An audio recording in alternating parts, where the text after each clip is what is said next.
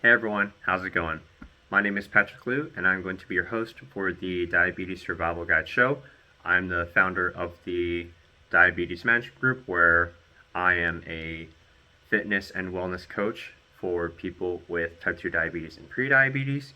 And this show will be a way to share the phenomenal stories about people with all forms of diabetes, healthcare professionals who work with people with diabetes, health and wellness coaches who work with people in this population, and or caregivers and relatives with people with diabetes across the world.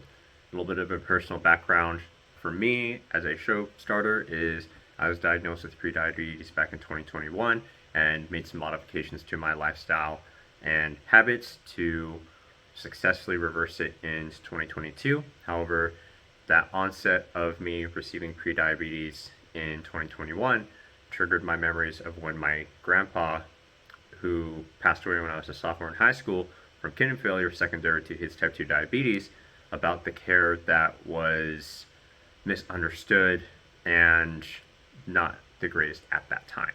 So I want to provide this show as a way to explore the different spectrums of diabetes and healthcare professionals sharing their tips of what they've seen helpful in working with folks with them, and then some things that weren't as helpful so that y'all can learn something. So thank you so much, and we'll get started with the disclaimers and the show.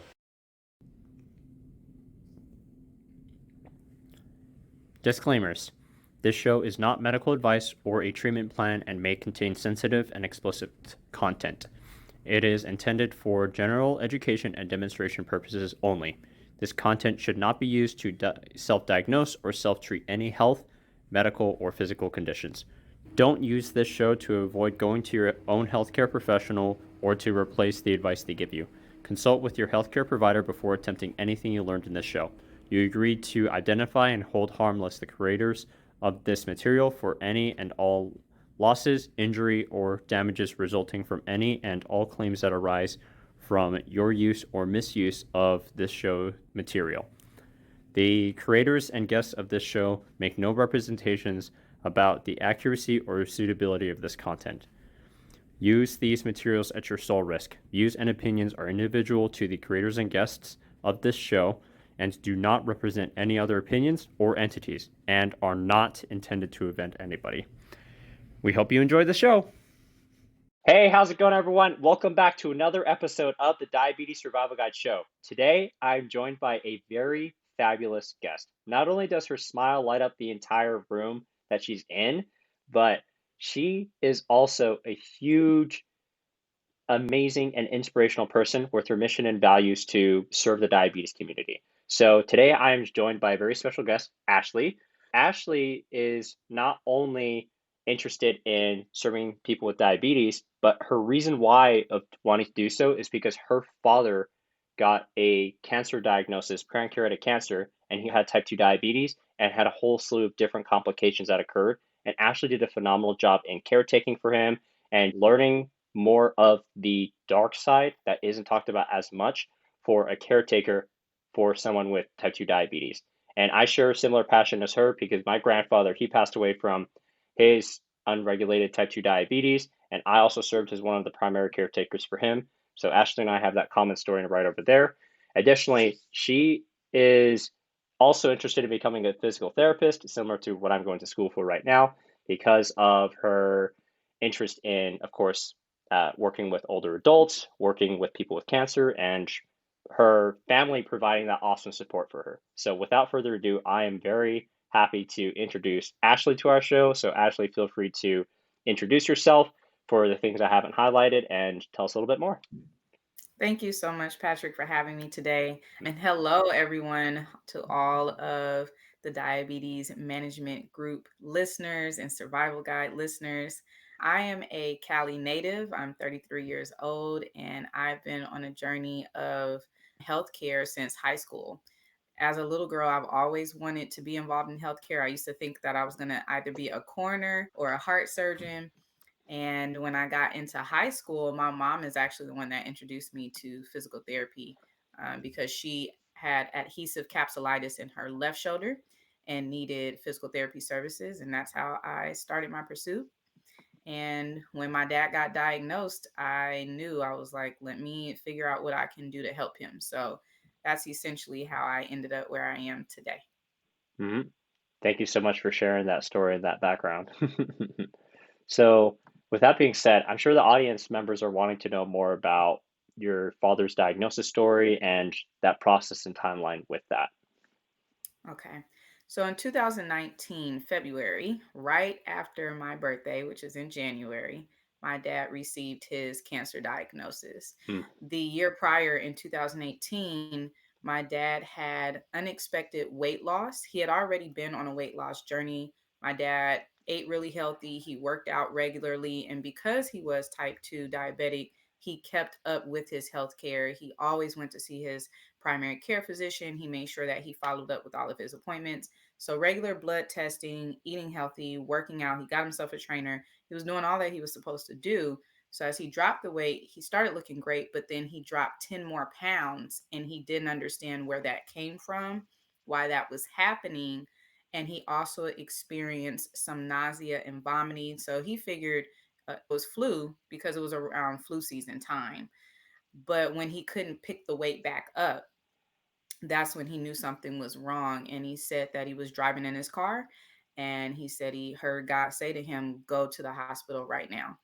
And he did. And he got tests ran. And interesting, all the tests that they used to check for pancreatic cancer didn't catch it. It wasn't mm, until his primary care physician did a full CT scan. And for those who don't know, that's a CAT scan where they scan your entire specific areas, but they did head to toe on him.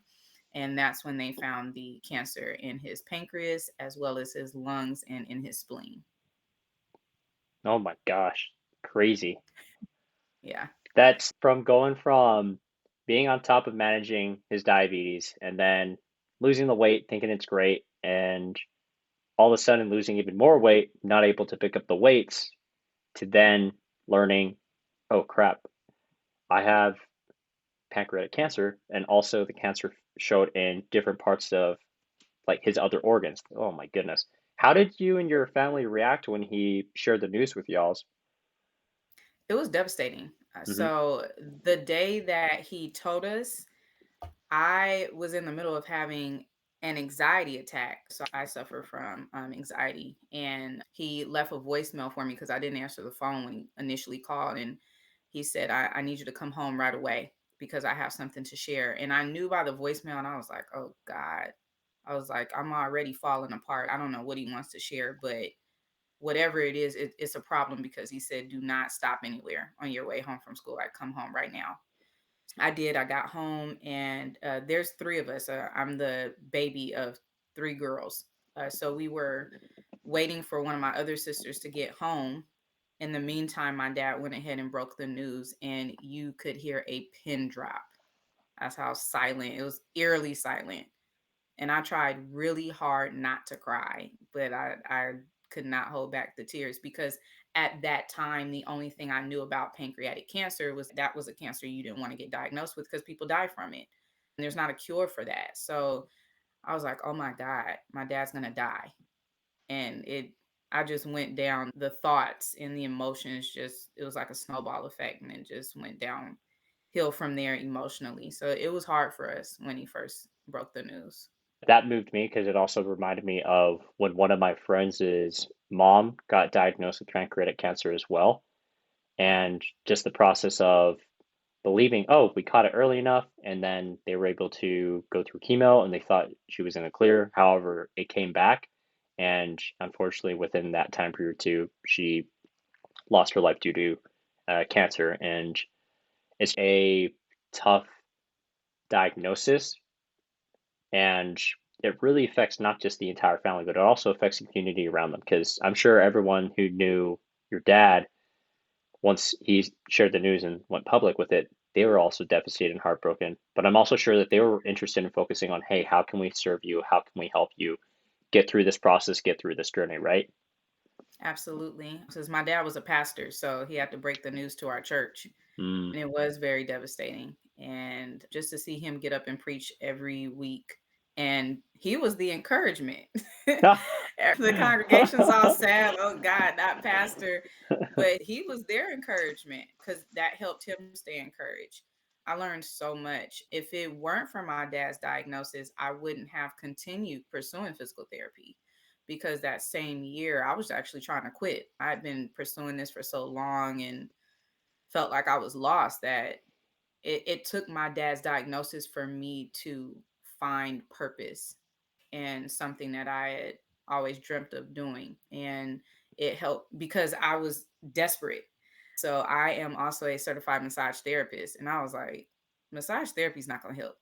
Yeah. The doctor is already no deep tissue, no this, no this. So I was like, okay, I got to find something like what knowledge do I have? What skill sets do I have? So I was like, I'm pursuing PT. I wonder if PT would help cancer patients. And when the fall of that year came around and we started school back again, my professors were talking about cancer rehab. And I was like, that's it. I was like, that's what I want to do. Mainly because I prayed. I was like, God, you got to give me a reason to keep pursuing this. And when I heard cancer rehab, he was like, that's it. So I've been on a journey learning everything that I can ever since. And I always had the theory that my dad's type 2 diabetes led to him developing pancreatic cancer. hmm What's your thought process behind how type 2 diabetes eventually developed into pancreatic cancer? Because I'm sure our audience members like, wait, whoa, cancer and type 2 diabetes, like how does that coincide with each other? Absolutely. For anybody who's not taken anatomy, the pancreas has a big role as an accessory organ to our digestive system, and it controls a lot of our glucose levels when we eat. The thing about diabetes is that the pancreas does not produce insulin like it is supposed to. And that really impacts our glucose levels after a period of time. And so that's really what those with diabetes are trying to regulate, how the pancreas is producing or not producing insulin and how that impacts their glucose levels. So, because the pancreas is already experiencing a type of dysfunction, cancer in itself are just cells that will not stop populating. And the body, after a while, starts to read that as an attack on the system. If you have the pancreas that is already experiencing a form of dysfunction and you're trying to regulate that dysfunction, you have cells that are now in overproduction and there's no waste clear out. So I believe that because of the type 2 diabetes and my dad trying to manage that, that after a while, his pancreas was overworked and started producing more cells than he actually needed. And it just metastasized. hmm And then for those who are not quite sure what metastasize means, it means that it spread from the pancreas cells, that overgrowth of the pancreas cells, went to other organs, went to other tissues, and generally it can travel through the bloodstream or it can travel through different methods in various ways that can impact the body.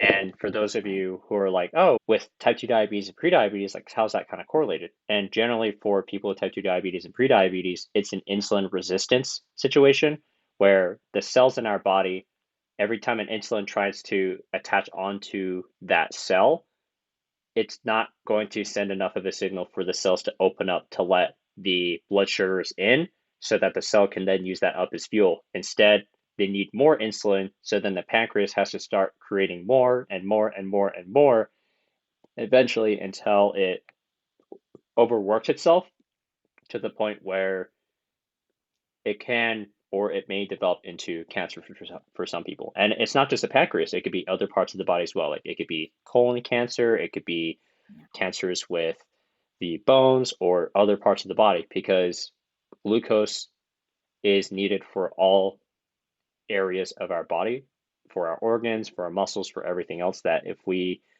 are going to not really work on that insulin resistance as much, then everything else is an overwork and overproduction, and it just ends up being a stressful time for our body.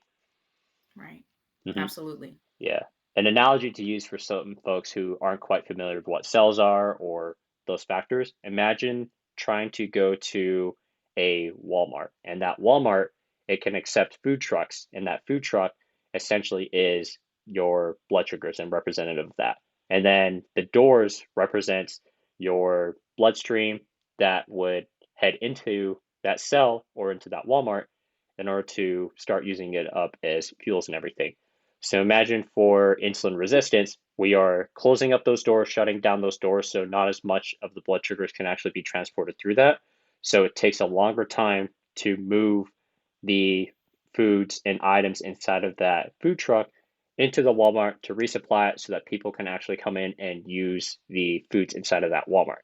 And the more we keep on not doing anything, that becomes an issue because more doors close even more to the point where eventually maybe that cell isn't able to respond at all to that insulin, which makes it really difficult and tough because then if we have our roads that are backed up by a bunch of semi trucks full of food, and I'm sure anyone who has driven in traffic before, being stuck between multiple different semi trucks is not a fun time. Imagine that's what's going through our bodies whenever we have those high blood sugar levels and the insulin resistance is not being addressed because we're not able to open up those doors for those Walmarts to let the food get into them, emptying it out, and then actually moving through the process to have that complete cycle. Instead, there's just a huge traffic jam of too many delivery trucks out there because all the Walmarts are being closed down. That's an excellent analogy to explain that, Yeah. especially being that the pancreas is a gland. So it secretes not only pancreatic juices, but it secretes hormones. So Mm-hmm. there's actually two types of pancreatic cancer. And the one that my dad had was the one that was not operable. So he had to be on chemo treatment in order to fight the cancer. Mm. It's always tough with the chemo and Yeah. radiation treatments as well. Yeah. I know that you said that there were a lot of learning lessons that you've had with taking care of your dad and even seeing your dad at church and him literally being the figure point of inspiring other people saying, hey, we're going to still get through this. Let's receive the message for today and let's praise what is being talked about. So, what would you say has been the biggest learning lesson that you've learned while taking care of your dad and your dad's process of managing his diabetes and with pancreatic cancer? The biggest lessons that I learned was one, to be patient, and two, learn to speak their language. So my dad was an athlete and he didn't take kindly to not being able to be independent and remain that way. So I had to be okay with allowing him to take the lead in a sense because I knew that if I pushed him too hard or if my sisters or my mom pushed him too hard, then he wasn't going to be responsive to what we were saying. So we had to let him do the leading in his own healthcare. So he still walked, he still went to the gym, he went to all of his appointments, he ate well, whatever the doctor told him to do, he did it. So that wasn't an issue at all. But we had to take a kind of silent help in order to be there for him because if we would have been too hands on, he just wouldn't have responded well. So if you are a caregiver for a loved one with type 2 diabetes or pancreatic cancer, please take into consideration their personality and how they respond to their new circumstance. Because you have to remember that even though it impacts us as the family, they're still the ones going through it. So don't forget how they feel and how this impacts them and what this is doing to them spiritually, what it does to them psychologically and emotionally. And just be patient with them and let them do the leading so that they're responsive to your help. Hmm. It's amazing. I'm sure our listeners are really soaking in that message. I'm sure they heard what you're saying with making sure that whoever does have that diagnosis takes the lead on their care, but to also be there to support them. And then also envisioning how can we help and best serve you. It's not, I'm going to help you for the sake of helping you. It's no, how can I help you in the way that you want to help yourself, but you just don't have five arms to take care of yourself that way. And I feel like even being a caretaker can be pretty tough because I'm sure your dad was a really stubborn person, wasn't he? Oh my gosh, he was so with him being an athlete and being a leader, everything was like, I got it, I got it. And I'm like, you Hmm. don't have it. You don't have it. Hmm. But I had to learn to let him lead. And one of the ways I would do that is when he would come home from preaching, he would need help getting undressed because Patrick, as something that diabetics typically deal with is neuropathy. So he had neuropathy already, but that was intensified by the cancer. So he had a hard time feeling. And I would let him tell me, like, okay, Ash, I need help taking off my shoes. I need help unzipping my pants or unbuttoning my shirt, taking off my suit jacket. And that's tough to see your loved one like that and he's getting dressed down and I'm looking at the frailty of his body. But I had to be okay with letting him tell me what he needed help with and not just wanting to jump right in. Because every time I wanted to do that, emotionally I was impacted. Now I'm moving too fast. I'm not really paying attention to him. I'm not paying attention to detail. As a caregiver, when it's your loved one, you have to take a breath and let them lead because they are going to be stubborn. But also, we're just very emotional because we wish we can save them from what they're experiencing. Just take a breath, take a beat, and let them guide the way, and you'll know where to flow and how to fit in. Hmm. Basically, waiting until they are ready to ask for that help and ready to open up those doors because they will come. They will. It's a matter of being patient and letting them come through. Hey everyone, thank you so much for tuning in to this podcast. And before we continue with the rest of this show, I wanted to let y'all know, please feel free to give this podcast a 5-star rating if you like it, share it with other folks that you think could be beneficial for. And if you haven't already, feel free to subscribe and follow to the Diabetes Management Group for awesome tips to manage your type 2 diabetes or prediabetes. And let's get back to the show. And then pivoting from here, I know that you had an amazing opportunity in writing a book and sharing the messages for especially people of color who are guys and males. What has been your experience from writing that book for inspiring the people that are out there? So I created a writing journal, a devotional writing journal for Black men because in the Black community, therapy is not a trusted thing. My dad started going to therapy in his 60s, which is also when he was diagnosed with his cancer, and it made the world of difference. It is important, I believe, to encourage men just because of all that is carried, and Black men specifically, they carry a lot on their shoulders that they just do not talk about. They don't talk about it with their families.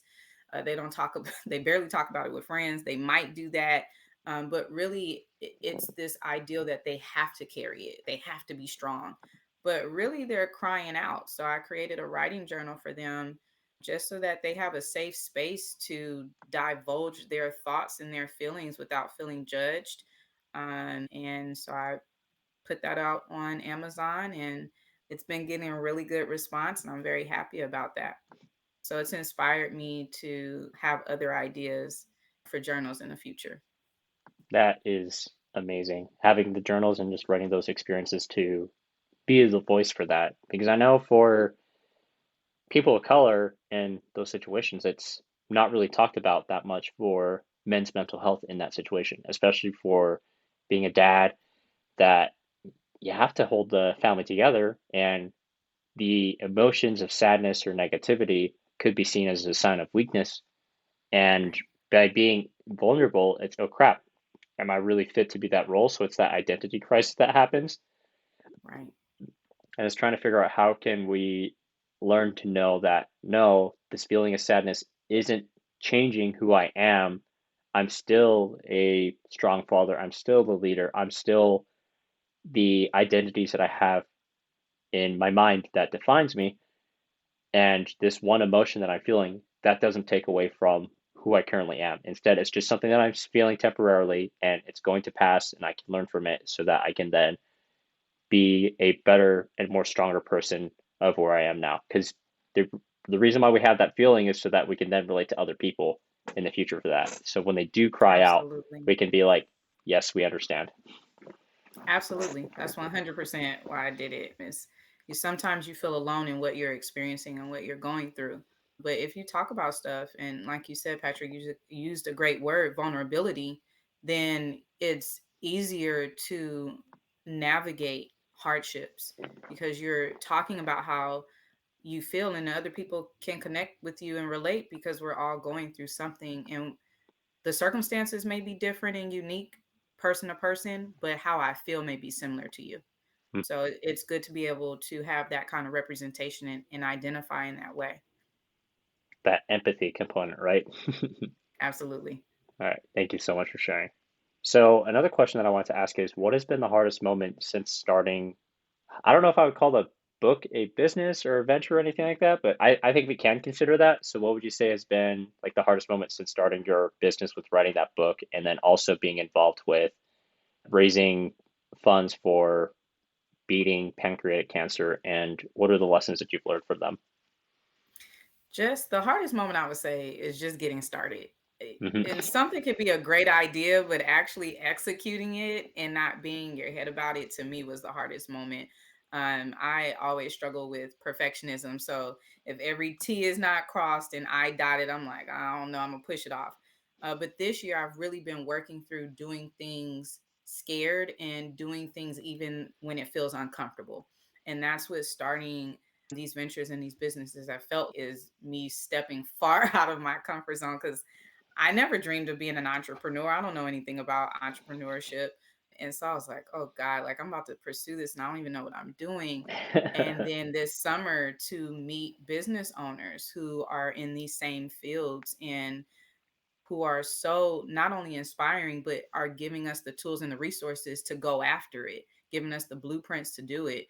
That has been the most phenomenal change agent and has taught me like, you know what, Ashley, you sometimes you really just have to start.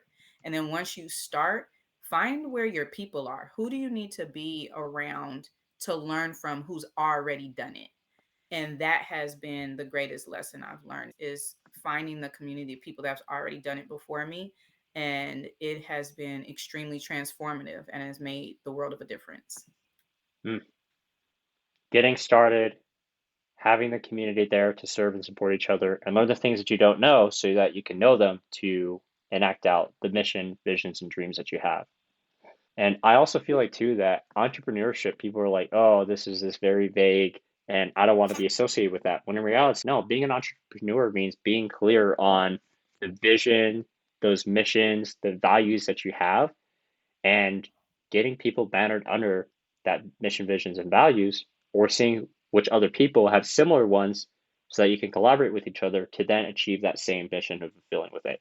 It's not like this grander thing of, oh, I'm building up a business, I'm doing these things. Like, no, the business is just a vehicle to allow someone to fulfill the dreams that they have for making the world better from how they view it. A specific part of that world that needs a little bit more care and attention.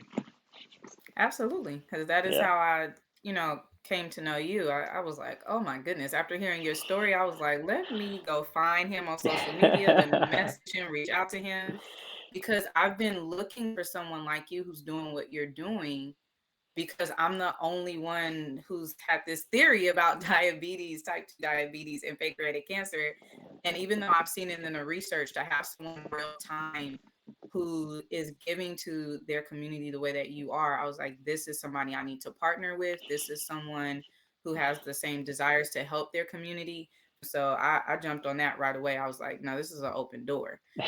So that was really a blessing to me because I was like, I can learn from somebody the things that I didn't, even though my dad had type 2 diabetes, there's still so much I didn't know. So just being able to connect with you, following your content, I've learned so much already. And I'm like, wow, these are things that people do not know and that they need to know. I appreciate that. And then for my audience members who are like, wow, what was Ashley's big takeaways from the things that she's learned from Patrick then? I'm pretty sure they're curious to know from a newcomer's perspective. First, one of my biggest takeaways is the fact that you did not bash sugar Yeah. and you did not bash carbs. And I was so grateful for that takeaway because people think carbs are bad. And I'm like, they're not bad. And okay, you indulge in some sugar, like it's fine. My dad used to eat donuts every now and then. Give me a break. So I was very happy that my takeaway from your content was your approach to how you educate your audience and that you don't just simply tell them stay away from this, don't eat that, try this diet, be plant-based. It's more so of okay, your body is experiencing a crash right now. Maybe your sugar levels are low. When that happens, What do I do in emergencies? If I'm out at a restaurant and I want to enjoy some foods, or people who want to fearmonger you and bully you with your diet, how do I address people that want to try to tell me how to eat or what I should or should not be doing? Because you make it very clear that all of our bodies are different. The way that we respond is different. So I really appreciate your approach in educating your audience. And that has been my greatest takeaway because it's inspired me on how I should essentially be well rounded and not necessarily tell people what they should or should not do, but just making sure that they have the hard, cold facts.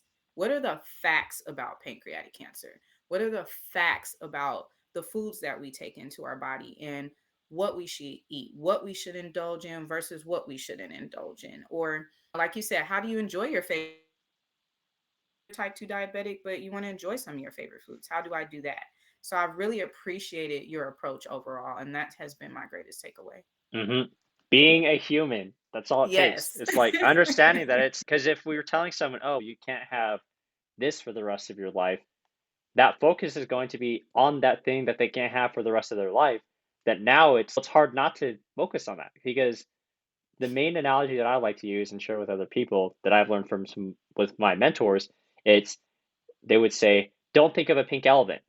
What's the first thing that we think of? Pink elephant. Yeah. So then I'm just thinking to myself, if we're telling someone you can't have this, we're focusing that attention for the things that they can't have, and now they want it even more. So instead of it's more of a if we were to incorporate it, now it's okay, they can still have that.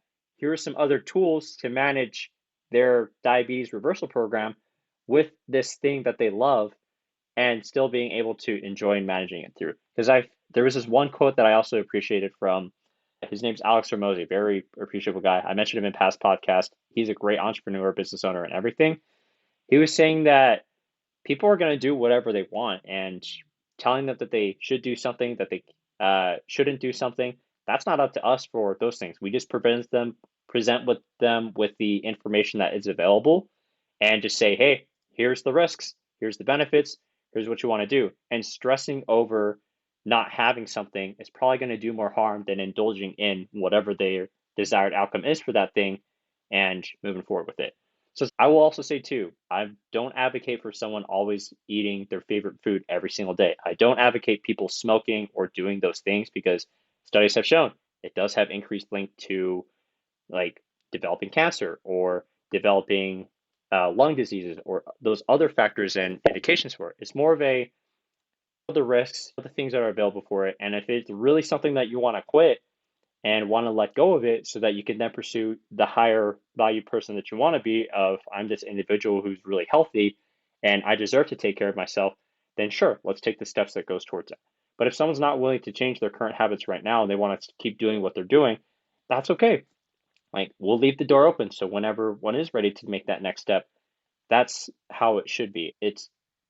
That's the way that I envision things that have more like that ideal future because if people are so focused on trying to tell other people what to do but they're not doing the internal or self work on themselves, it's just their insecurities that's being projected onto other people. And instead it's more of Absolutely. a how can we inspire each other to be the best that we can be and truly being the best that we can be instead of shaming or shunning people for the choices that they do. That it's I feel like it's more of a reflection of the other people who's doing the judging because Yeah. if someone is really truly secure about themselves, they're supporting everyone to achieve the goals that person individually wants to achieve. And since everyone's goals are different, them achieving their goals, it's going to be a win for not only themselves, but the other people that they inspire. Mm. That's spot Yeah. on, Patrick. Yeah. I do my best to catch myself. I make mistakes, but who doesn't make mistakes? And that's okay. It's all about what can we learn from those mistakes and sharing some of those learnings with others. Absolutely. All right. And then Ashley, another question that I want to ask now and pivoting now, if you were to share one piece of advice to other caregivers of people with type 2 diabetes or cancer, what would it be aside from the facts that you shared or the experiences that you've shared? Look for support groups because you need help. So I just attended a 1 day conference hosted by Alzheimer's Los Angeles. And they talked a lot about support groups that are out there and have helped caregivers who are taking care of their family members with Alzheimer's disease. If you are caring for a loved one who has type 1, type 2 diabetes or cancer, pancreatitis, or anything that's dealing with the pancreas, find support groups that cater to your loved one's medical conditions and look for the tools and the resources that they offer.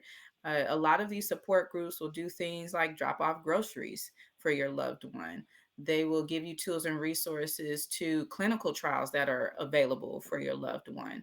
Maybe they have nutrition programs available, and maybe they partner with other local businesses and entrepreneurs who target these populations that provide health and wellness, like you said, to help your loved one be at the higher value self that they desire. So I would say to seek them out and remember that you don't have to be alone in doing for your loved one. It feels like that. So if you're not getting that from your immediate family, if you're in a situation where you're by yourself doing it, there are support groups available that cater to your loved one's medical conditions. Support's out there. And if Yeah, any of y'all need support, find us out on our show notes. Ashley's contact information is down there. My stuff is out there. I can get you connected with people in the diabetes world. Ashley can get you connected absolutely. with people in the diabetes world and in the pancreatic cancer world and other worlds too. We're happy to help. We'll Absolutely. direct you. Yeah, if we're not a right fit for each other to work with each other, that's okay. We will give you the resources of other people that we think would be a better fit for you. We're all here to win together. Spot on. That is hmm right on. That's what it takes. Because caregiving can be tough. It takes a toll on your mental health too. It takes one of the things they talked about at the Alzheimer's conference was the financial toll it takes because you're going back and forth to the hospital visits, and some stuff is not supported by insurance. So you have to know all of that, and that can be burdensome. It can feel burdensome, hmm but you can have joy in caring for your loved one by making sure that you surround yourself with those resources. And as Patrick said, if there is any assistance that anyone needs in looking for those things, then by all means reach out to us so that you can have the help that you need for that because it's important. It just makes life easier for your loved one and it makes life easier for you and your family. I will say something that's probably controversial to some people, but it's also the truth that needs to be heard, in my Mm. perspective. So, if it ever comes into a situation where someone is saying, I need to take care of my parents, it's a part of our tradition, and it's a part of my role and duty as a good child or good family member and everything. My perspective, this is a very controversial and hot take, and this is just my perspective. I would say if the cost of taking care of a loved one or a parent or those situations will bring more grief and more stress that can eventually turn into resentment towards the person like the person someone is taking care of. I think it would be a good move to actually figure out what care home would be best suited for them or finding professional support and professional help to take care of that, because there's a reason why they are the professional services, they are the professional support. It's not the ages where the resources were limited, there's no such thing as those things, everyone is fighting for survival. Like, we're not at that stage anymore. So the tradition that was held back then that was passed down, that's more of a survival type of situation. Instead, we're more of an abundant situation where it's going to be completely okay if someone would need to have their family member be taken to a care home or care facility, or having other professional help of outside people to come in to help serve and support them and taking care of that. And that's okay. That's I feel like that's going to help a lot more with not only the family dynamics for financial wise, but it's going to help emotionally wise too. Because the last thing that I would want for someone to happen in a certain situation is a tradition that doesn't serve them, and it's only going to bring more anguish, resentment, and negativity towards them. Because in my opinion, tradition is just peer pressure passed down by people who are dead. And I live by that fact. Like, it's horrible to sound for some folks, but in my perspective, it's if the tradition doesn't serve you, or if it doesn't serve other people in that situation, that's completely okay to let go of that tradition. That was passed down when it worked for them in the past, and now times are a bit different. It's okay to still have it in the back of one's mind if the situation calls for it, but if it doesn't serve you at that situation for a overall benefit for everybody, then it's time to let that go and focus on what you can do. Absolutely. I 100% agree with you. And I'm so glad you told your listeners that because, especially as two, two people who are in healthcare, this is what we do. We've seen it on clinical rotations, observation hours, working at hospitals and clinics. I can unequivocally tell you that sometimes we as families are not equipped to give our loved ones the kind of care we desire to give them. It's too much. And a lot of times it does fall on one person in the family. And that's not a personal thing. It's not some vendetta against you. It just happens like that, where maybe you have more space. Maybe you have the room in the house. Maybe you have the better finances. Sometimes it just happens like that. And sometimes families are not equipped and prepared, depending on your loved one's medical conditions, to take on all of that, especially if you don't know when they're going to heal, if they're going to heal, how they're going to heal. That's why you have medical professionals. And if you're someone thinking, we don't trust the medical system, that's why you have advocates. That's why you have medical social workers. Team up with them so that you know what is before your loved one, what's available to them, and you can learn yourself how to advocate for them and push for what they need so that you're not alone in that journey and that fight for them.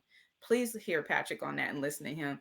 If it is better to place your loved one in a home where you still have full access to them, you can become relational with the healthcare staff that serves them. Because, contrary to popular belief, a healthcare facility is going to be on top of their game when they know the family's coming in on a regular basis. I've seen it. The level of treatment of health that a patient receives when they have regular visitors, they're superb, because that's a lawsuit for them if they don't do their job. So get involved, stay involved, ask questions. And it's also encouraging for the healthcare team when they see families come to visit their loved ones. So don't be afraid if that is the better option, and don't feel guilty. You are not rejecting them, you're not abandoning them. You are doing what's best, and you can still be just as involved as if they were living with you at home. Hmm. Amazing. Okay, so we're reaching near the end of this podcast, and I always love asking my guests this question. What is your zombie apocalypse survival plan? My survival plan has always been, if the apocalypse was happening, bury all my books, because I believe that they don't want you to be knowledgeable, and knowledge really is power. The more you know with what matters, the better. So I would bury all my books. Leave it for the next people who survive. Absolutely. All right. Thank you so much again, Ashley, for being a guest on our show. And I'm sure the audience members like, oh my gosh, Ashley is so phenomenal. I cannot wait to learn more about her story. I have felt the message that she's talked about. I heard her preach it, and I'm ready to see the changes that's going to occur. How can people find you? Please follow me on Instagram at the Baylor Strong Project. And you can also find me on Facebook at the Baylor Strong Project as well. We are getting a new look, so I've been upgrading everything. But by all means, if you have any questions at all, feel free to DM me, and I will definitely reach out to you and we can converse and learn more. Hmm. Alrighty. Thank you all so much. And thank you, Ashley, again for being a guest. And of course, everyone, do one small thing, just one small thing that you can do to improve your health today. Whether that is going to bed just a minute earlier, whether that is installing blackout curtains, or waking up tomorrow and getting indirect sunlight for about 10 minutes to help with those blood sugars, helping to still feel very awake and overall having a great time. So thank you all so much, and we'll see you in the next one. Thank you.